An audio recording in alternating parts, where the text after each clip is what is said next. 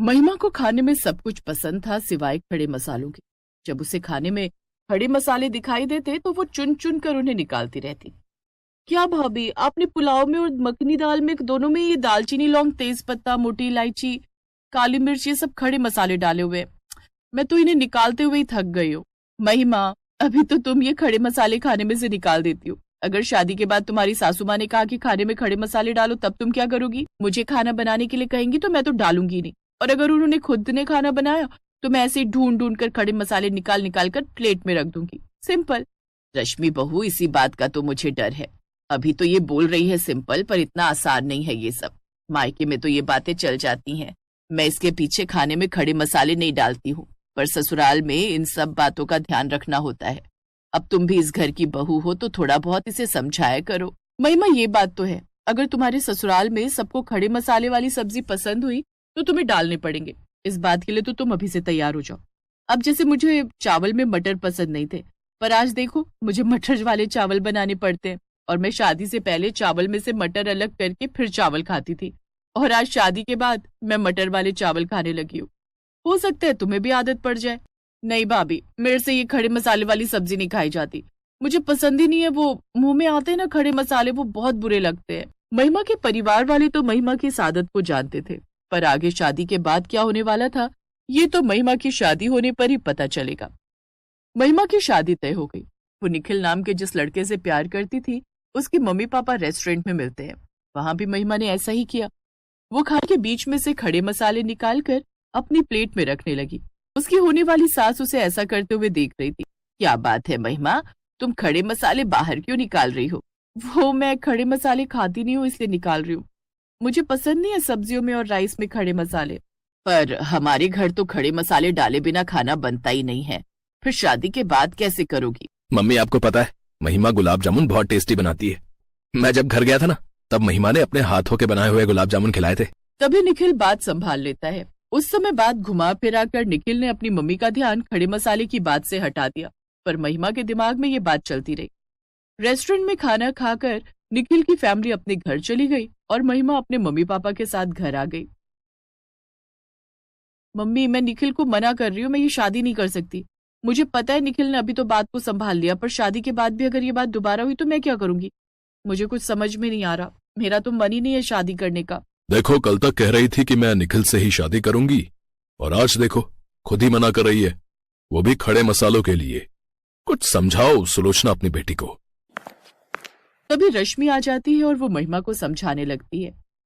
रश्मि, अब तुम ही इसे समझाओ, मुझे तो कुछ समझ में नहीं आ रहा। महिमा, मेरी बात ध्यान से सुनो। देखो, तुम इतनी छोटी सी बात के लिए निखिल से अपना रिश्ता क्यों तोड़ रही हो? तुम निखिल को प्यार करती हो ना, तो मेरी बात को समझो। एक बार शादी हो जाए, उसके बाद तुम अपनी बात अपनी सास के सामने रखना। धीरे धीरे उन्हें तुम्हारी आदत का पता चलेगा और वो लोग तुम्हें समझेंगे।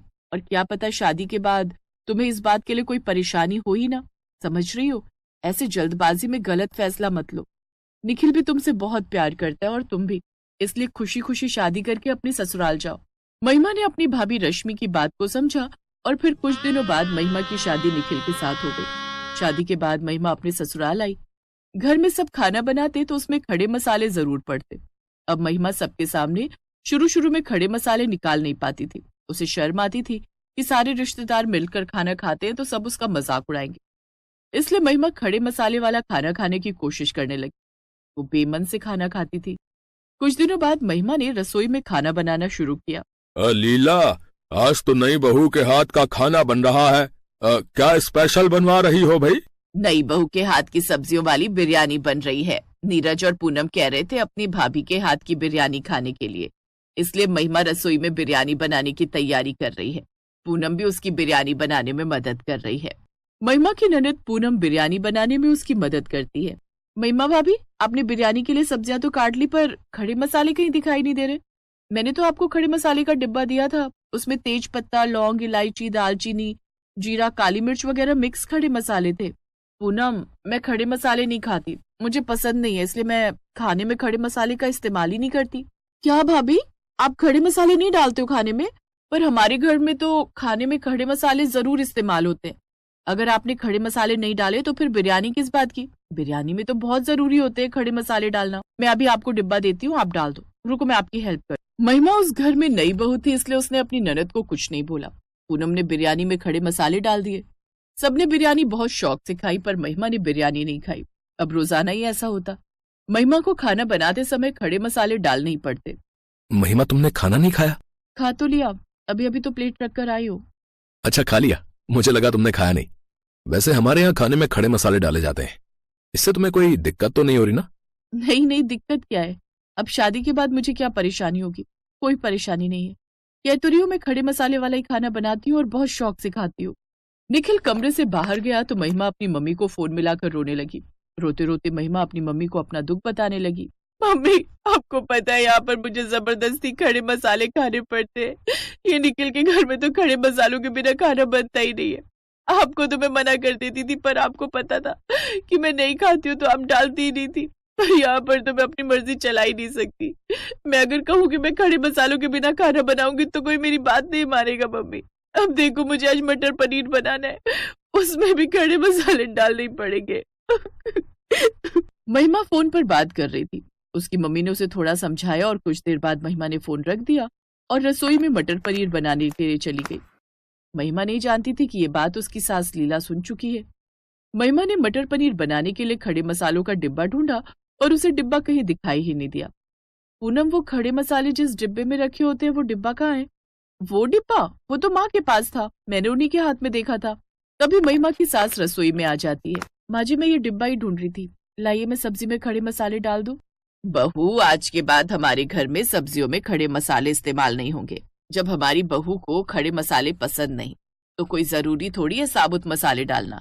हम पीसकर मसाले इस्तेमाल कर लेंगे, गरम मसाला बनाकर। गरम मसाला भी तो खड़े मसालों का ही मिश्रण है। आज के बाद हमारे घर में सब्जियों में खड़े मसाले बिल्कुल भी नहीं डलेंगे। आज से हमारी बहू रानी की ही पसंद का खाना बनेगा। महिमा, ये तुम्हारा अपना घर है, इसलिए यहाँ पर भी तुम अपनी मनमर्जी कर सकती हो। जो बनाना है, जैसे बनाना है वैसे बनाओ। ठीक है मेरी अच्छी बहू? थैंक यू माँ जी, मुझे समझने के लिए। महिमा अपनी सास के गले लग जाती है। उस दिन के बाद महिमा के ससुराल में खाने में खड़े मसाले डलने बंद हो गए। महिमा इस बात को लेकर बहुत खुश थी और उसकी इस खुशी में ससुराल के सभी लोग शामिल थे।